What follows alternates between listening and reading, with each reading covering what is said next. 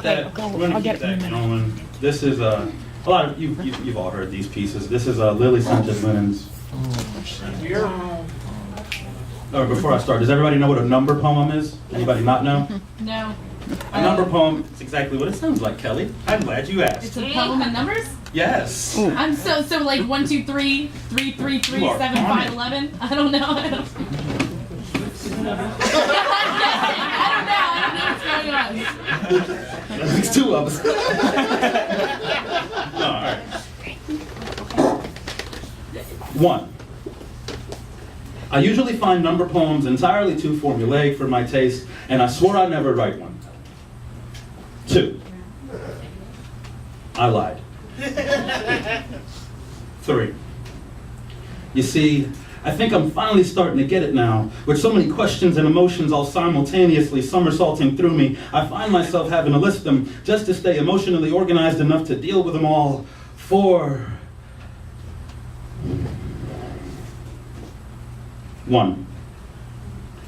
I really ought to wash my sheets.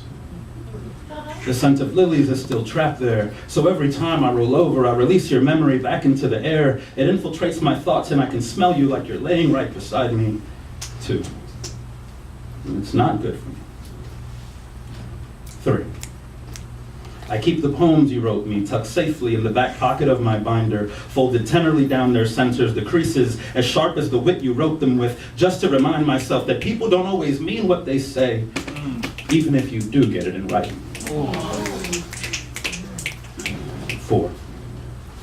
I can't seem to keep myself busy enough to avoid thinking of you. It happens every time. As soon as the world slows down, your memory catches up with me like a schoolyard bully I can't hide from. It kicks the wind out of me, and instantly I'm as breathless as your farewell. 5. 1. I really ought to wash my sheets. I'm still finding your stray hairs, self-woven into the threads of my pillowcase. I used to joke about using those to have you cloned. Everyone should have one of you, if only that were possible. 2. I wonder if you miss me. 3. You'd reach out to me if you missed me. Instead, I'm out here on your shell-scattered shore with a metal detector, searching for your plastic reasons. 4. I'm a fucking idiot to think you'd miss me. Especially after the way that you left. Of course, you don't fucking miss me. 5, I miss you. 6. 1. I really ought to wash my sheets. I just can't seem to bring myself to. I've heard the sense of smell is the one most readily associated with memory, so I'm afraid that if I do, I'll wash you away completely, and I'm just not ready to do that. 2, I still love you. 3, I know it isn't mutual. 4, you have no idea how bad you've hurt me. You didn't even turn your head to see where the screams were coming from. Maybe you couldn't hear my heart breaking over the sound of your own, or maybe you just turned a deaf ear. On second thought, 5, you know exactly how bad you hurt me. I completely opened up to you. You knew my stories, helped me write a poem about it. Christina really did a number on me, so you broke out your abacus, click, click, click, your callous calculus. Who knew you could be so competitive? Broke me down to a fraction smaller than she could. Now none of this adds up. 6. 1. With one hand, you ripped the still beating heart from its ribcage and stabbed it with the very pen you used to write me poems. 2. You left me like a butterfly leaves its cocoon, never once looking back on the chrysalis that taught it was beautiful. And you didn't just leave, you left me broken, the fragments of our love shattered on the floor before me, drenched in your exit. You even took a few of them with you so I could never feel complete again. How could you? 3. 1. I really ought to wash my sheets. 1. I really ought to wash. 1. I really ought to. 1.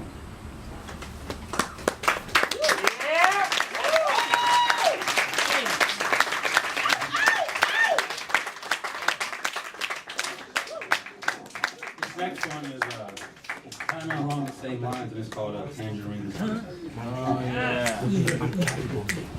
You sailed off into the tangerine sunset, eager to explore what you might be missing. I stood on the banks of the river disappointment, watching you shrink slowly into the horizon as you set course toward your theoretical bold new life without a care in the world, but Her Majesty's ship left quite awake. You left me with an unorganized pile of unanswered questions allegedly sprawled across soiled napkins, scraps of paper, and bubblegum wrappers. You left so abruptly that your perfume hung in the air and your footprints remained in my carpet for days. You left a steamy handprint on my bathroom mirror, your goodbye in my ears, and this infernal stack of questions in my hands. While you spread your wings, mine were clipped, rendering me flightless in a clumsy, tumbling free fall. You left me sleeping on your side of the bed just to make it feel less empty. Our picture, still in its frame, a reminder of what you chose to sail away from. You left me with my heart in my hands, my love on display, and my proposal on my lips. You left me alone. Still clutching this chaotic stack of questions, struggling to keep it together as it wrestled with the very wind that filled your sails. Two arms, frail from the lack of your embrace, hopelessly holding them against the hollow of my chest until one violent gust ripped them from my grip, sending them swirling all around me, and it was enough to make me contemplate the existence of serenity on the edge of a razor blade. Congratulations. You almost broke me. You've certainly come closer than anyone has before, so my hat's off to you. But how dare you even tie the laces on the shoes that carried you back to my doorstep?